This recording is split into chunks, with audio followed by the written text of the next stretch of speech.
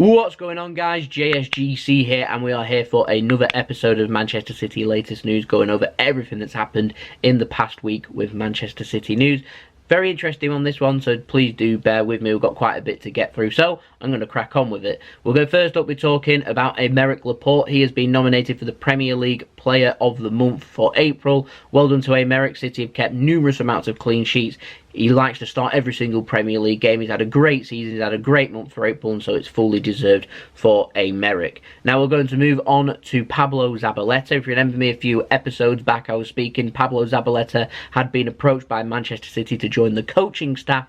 Well, Pablo Zabaleta has now made a decision on his future, and he's opted to stay at West Ham, not join their coaching staff, but he's signed a new one-year deal with West Ham. And so good luck to Pablo, and I'm hoping when he does finally decide to hang up his boots and retire from football, that he does consider coming home back to the blue half of Manchester, because we're all missing him up here, up north. Now, Cardiff City were in action against Crystal Palace at home last weekend. They lost 3-2. It meant that Cardiff went down, they've been relegated, and it means now that with Cardiff, Fulham and Huddersfield all being relegated, means now that Brighton cannot go down. And so we're not in a high stakes situation with Brighton on Sunday. In our last game of the season, it means City are going for the Premier League, whereas Brighton haven't got much to play for. So I'm keeping my fingers crossed that if City can get on top of Brighton, that Brighton might just go on their summer holidays and we can get over the line. But you never know, they're under no pressure, and pressure is a funny thing.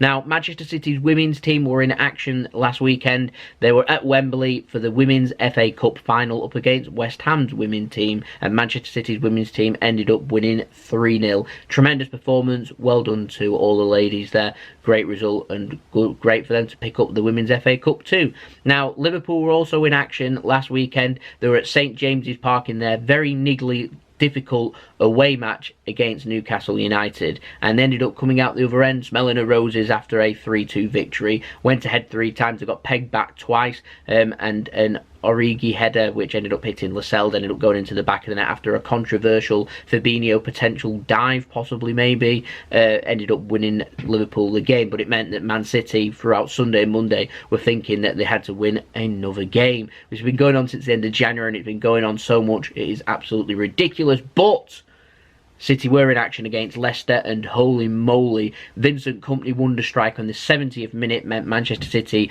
picked up a narrow 1-0 victory over Leicester. It means we've still got a better goal difference than Liverpool. It means we're back on top, 1 game to play, we're playing at the same time, none of this pressure here, pressure there, because we've played first or you're playing second. We're 1 point clear. We know just a win against Brighton, and it doesn't matter what Liverpool do against Wolves, then means we win the Premier League, and that is what is needed. Now, speaking of that big show going down at Brighton, Manchester City have decided to put up a big screen at City Square. There's a bar area, if you weren't familiar with City Square, next to the Etihad Stadium. I thought it held around 3,000 was my initial thought, but apparently according to Twitter it's 7,000, and this is now sold out. They're selling tickets at £4 for adults and £2 for under 16s. I had my take on this on Twitter because I felt like the club shouldn't be charging. I felt there should have been some kind of goodwill gesture where it was free of charge for all of the fans, and you get given a beer token or something like that for a thank you for following Manchester City throughout all of the season.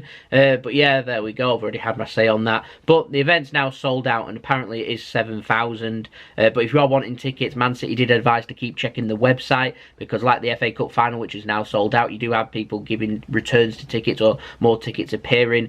But this is on sale to season card holders and members only. And so if you've never been to a Manchester City game, or you're not a Man City member, then you're probably not going to be able to go unless you know a season card or a member card holder, which I think it's 6 per transaction that you'll be able to pick up if you are eligible to pick up a ticket for that showing, which I presume is like the... You ever seen England when they're in action in the football? You see all them fans gathered in one area watching a big screen, see all the beer being chucked about and all that. That's what I imagine that one is. Now, my original thought is I thought they was going to have this at the Etihad Stadium. Fans have been calling for them to open up the Academy Stadium or the Etihad Stadium, and Man City said that it's just going to be City Square, which is ludicrous, because I thought they'd probably have 20 or 30,000 people probably being interested in this event, and so they could have opened up one of the stadiums, but they've chosen not to, and instead limited it to that, probably because of policing and stewarding and all them kinds of costs and everything, that they've limited it to that. But yeah, I'm not too sure. But there we go. But if you wanted a place in Manchester to go and like watch the game and drink, then one recommendation, because that's now sold out, would be the Beer Keller at Printworks in Manchester City Centre. Been there a couple of times now. It will probably be full of Red fans, so Liverpool fans in particular, and probably a few Man United fans too. But I imagine the United fans will probably be cheering on City. But it is nice. You can order yourself a stein of beer, so a big jug of beer, probably equals to about 2 pints or something like that. Pick it up for about £8 or £9. And so it should see you probably throughout most of the game. And so, yeah, it's all right price down there.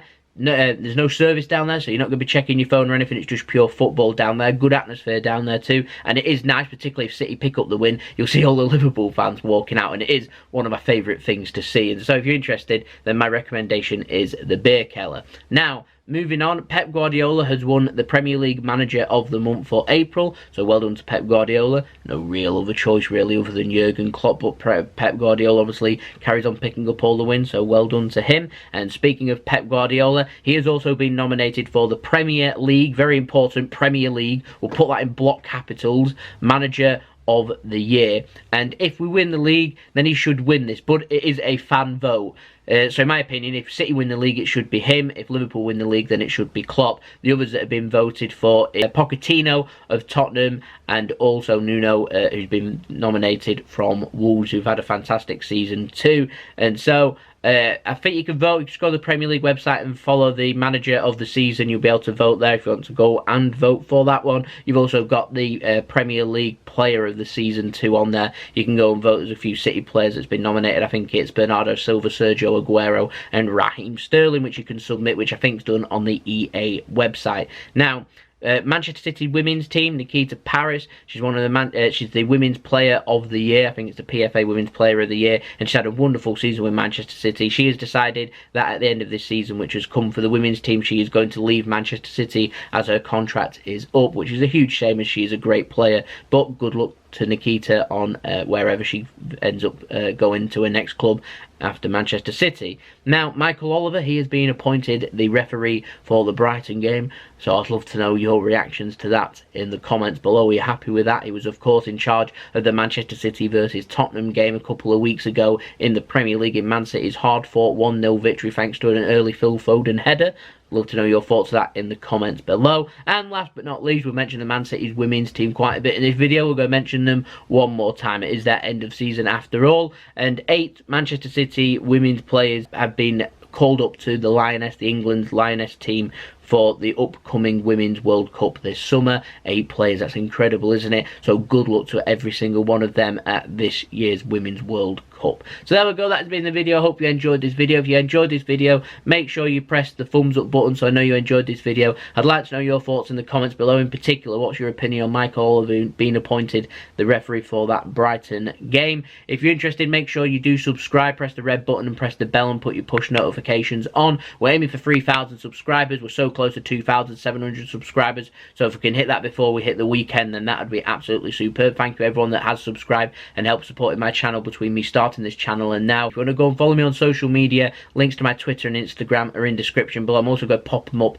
on screen if you want to go and follow me on there. That's at JSGC171 on Twitter and at JSidlow on Instagram. If you want to go and follow me on there, then you can do too if you are interested. So that's been the video. Hope you enjoyed this video. Tomorrow we've got a Manchester City transfer news update. I'm going to be updating you on everything Bruno Fernandes if you are interested, so make sure you do stay tuned for that one, and I'll see you all again for the next video. It's been JSGC. I hope you all have a wonderful rest of your day. Peace. Ciao for now.